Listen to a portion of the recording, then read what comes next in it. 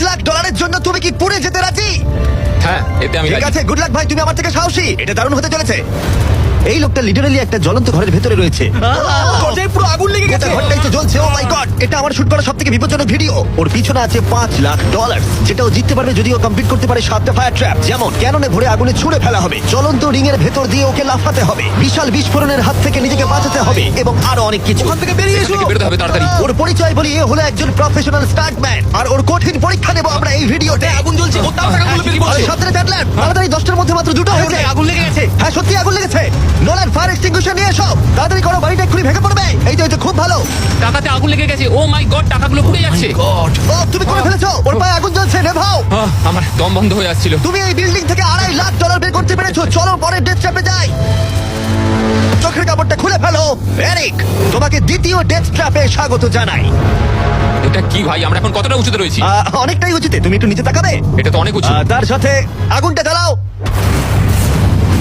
ও আরে ভাই, এটা আবার কি? সত্যি কথা বলতে, এটা শুট করার আগে জানতামই না যে জলে আগুন জ্বলে। জিমি আগুন এত কেন ভালোবাসে? এই ডেথ ট্র্যাপটা খুবই সহজ। এই প্ল্যাটফর্ম থেকে 3টে টাকা ভর্তি ব্যাগ ঝুলছে।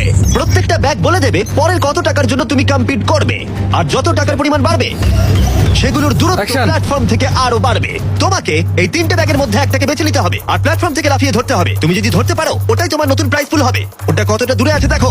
ও মাই গড, ডিস্টেন্সটা কিন্তু অনেকখানি। চিন্তা করো না, তুমি মিস করলে আগুনে ভরা জলের মধ্যে পড়ে যাবে। আমার পা গুলো দেখতে ছোট হতে পারে, কিন্তু এতে প্রচুর পাওয়ার আছে। ঠিক আছে, তুমি তাহলে কোন ব্যাগটা চুজ করবে?